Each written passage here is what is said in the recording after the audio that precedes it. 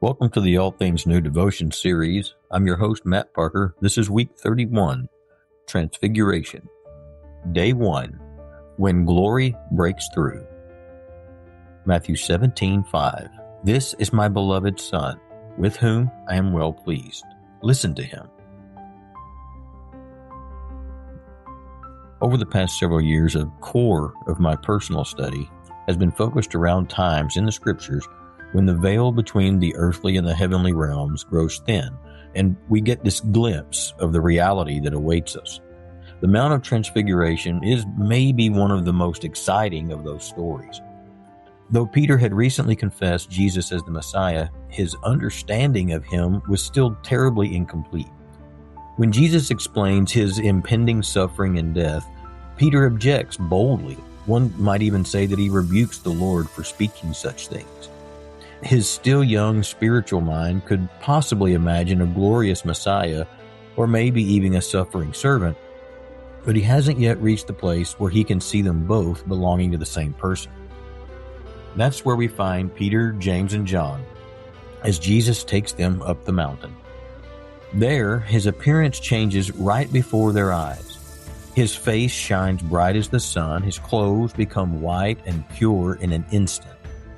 Then Moses and Elijah appear and talk with Jesus, linking this moment to both the law, the prophets, and to God's long history of revealing himself on mountains. What the trio saw wasn't the addition of something Jesus had previously lacked, but a tiny glimpse of the glory he'd always had. For most of his earthly life, the glory remained veiled, hidden beneath the ordinary appearance and actions of a man from Nazareth. His feet would cake in the dust of the desert roads, and his body would grow weary with the journey. He ate, he sang, worshiped, and lived among people who frequently misunderstood him. But on this mountain, the mortal covering was peeled away, and the disciples saw their teacher as far more glorious than they could have ever imagined. In one of the most Peter-esque moves of all, he responds by offering to build 3 shelters, perhaps hoping to preserve this moment, maybe to honor Jesus, Moses, and Elijah. But the Father interrupts his quest. This is my beloved Son, in whom I am well pleased. Listen to him. While Moses and Elijah are important parts of not only this, but the entire biblical story, Jesus doesn't stand beside them as a peer or just another faithful messenger. He stands as the beloved Son. The law and the prophets bear witness to him, not the other way around. His voice isn't one among many, it is the one to which the disciples must listen.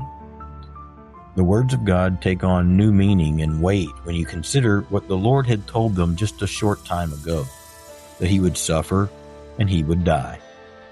I'm sure as he heard the Father's directive, Peter remembered the words that he'd spoken about Jesus and his forthcoming pain.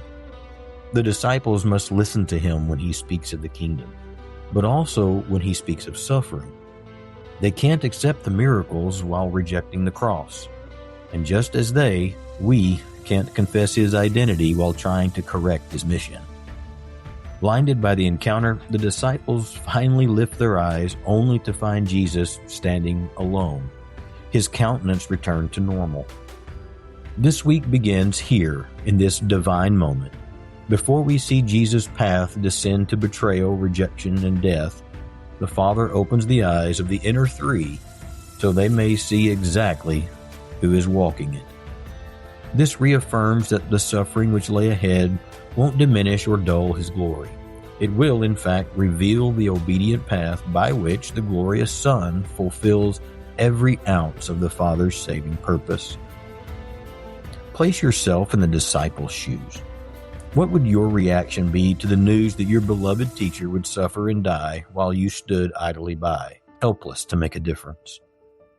What parts of Jesus' teaching here is easiest for you to receive? Which is the hardest?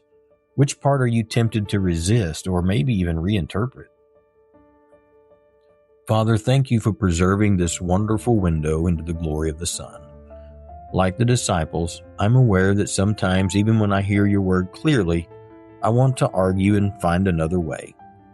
Forgive me when my heart follows its own path. Fix my attention on Jesus and teach me to trust in His identity, not my own. Let the reality and the truth of His glory steady my faith when obedience is costly or the road ahead is uncertain. Amen.